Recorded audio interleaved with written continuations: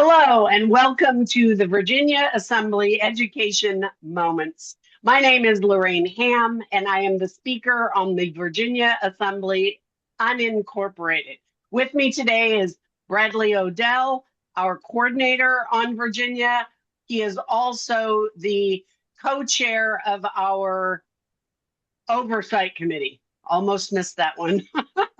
And our speaker today is Kevin Russell. He is the secretary on the Virginia Assembly, and he's going to help us understand what is the straw man. Take it away. Hey, Kevin, good to see you today. Thanks Hey, for being Brad. here. Well, let's get right into it. What is the straw man? I hear that thrown around all over the place, and a lot of people have questions about it. In a nutshell, it's kind of weird. It's called a legal fiction, which is also considered an artificial person, which is then also a fictitious corporation in your name, but it's written in all capital letters. Yeah, sounds weird. I know. Yeah, very weird. And that's what you see your name on bills, all kinds of stuff with capital letters. Yep. And if it's written in all capital letters, that's not actually the living you. It's the pretend fictitious corporate you. Interesting. And who creates this artificial person? Well, I think we can all guess who does that, right?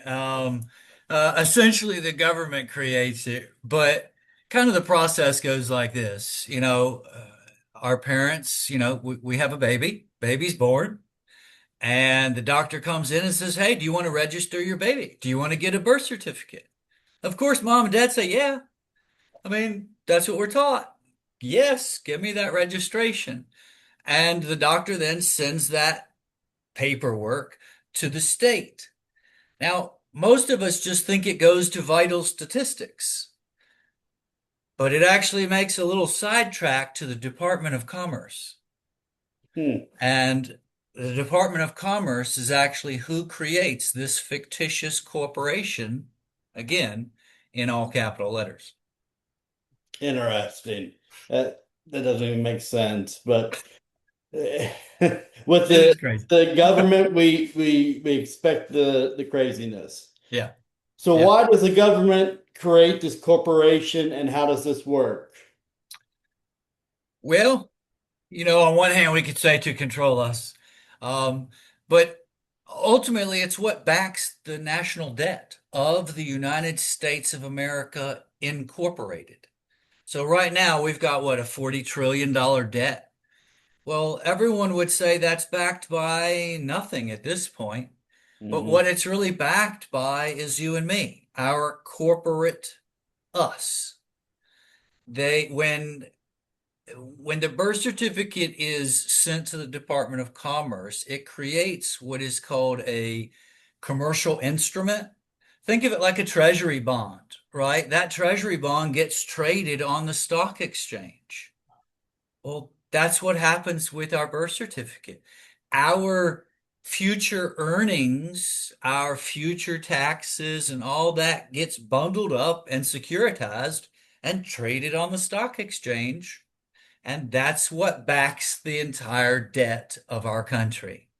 I mean, it's really quite a devious scheme they came up with.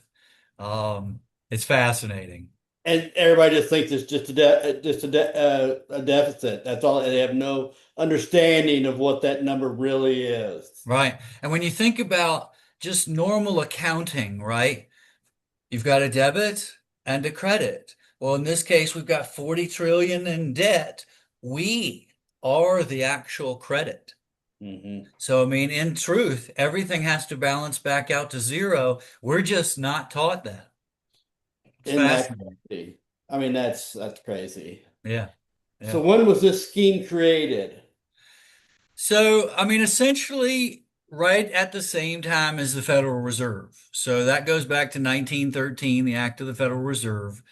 Um, but I'm going to have to read this part to you because, uh, well, they knew exactly what they were doing. Right. So this particular quote that I'm going to read comes from the gentleman's name is Edward Mendelhouse, and he was essentially uh, in a conversation, so to speak, with at the time President Woodrow Wilson. And this is what they came up with, and it's fairly lengthy, so just let me read it and we'll go from there. Sounds good.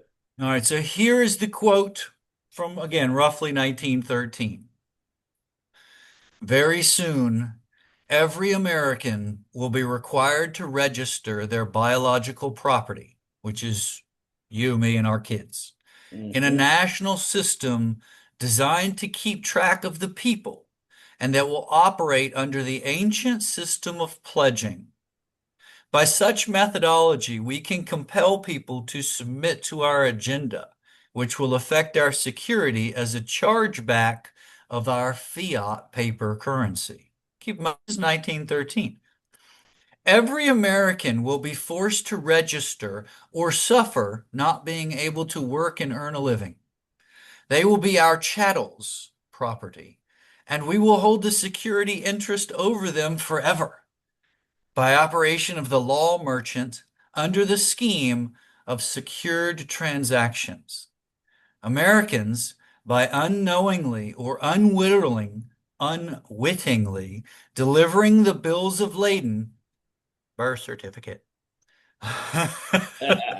to us will be rendered bankrupt and insolvent and secured by their pledges. They'll be stripped of their rights and given a commercial value designed to make us a profit, and they will be none the wiser. Now, this isn't all they have to say. There's more, so I'll keep going. And it gets even better because they knew we would never figure this out. So here's the rest. We're Kevin, not, go ahead. sorry, who is this again? Woodrow Wilson and who? Edward Mendelhouse. Okay, Okay. thank you. Uh-huh. For not one man in a million could ever figure out our plans. And if by accident one or two do figure it out, we have in our arsenal plausible deniability. After all, this is the only logical way to fund the government, by floating liens and debt to the registrants in the form of benefits and pledges. Oh, they love us so much. Yeah. This will inevitably reap us huge profits beyond our wildest expectations and leave every American a contributor to this fraud, which we will call social insurance. Without realizing it, every American will insure us for any loss we may incur, and in this manner, every American will unknowingly be our servant, however begrudgingly. The people will become helpless without any hope for their redemption, and we will employ the high offices of president as our dummy corporation to foment this plot against America. Having established plausible deniability, even if people become enlightened that they had a remedy and pursued it, the attorneys, the judges, the legislators could claim that they didn't understand the people's claims, especially if the technical requirements for achieving it were not followed pursuant to statutory requirements. End quote. So think about this. And if we go back to 2008, 2009, and we had the whole commercial loan mortgage crisis, who had Yep. to bail out the corporate government? It was you and me. Hmm. We didn't know why. We didn't know that we actually have to back the debt because they consider us U.S. citizens, Right. right? They've even taken our own who we are, right?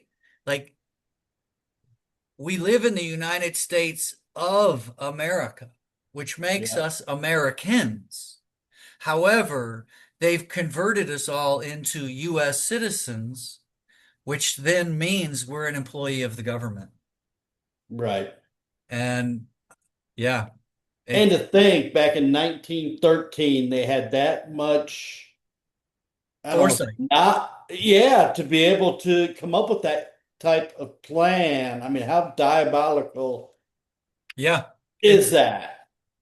I mean, it's just, When I found that quote, my eyes and my head just exploded.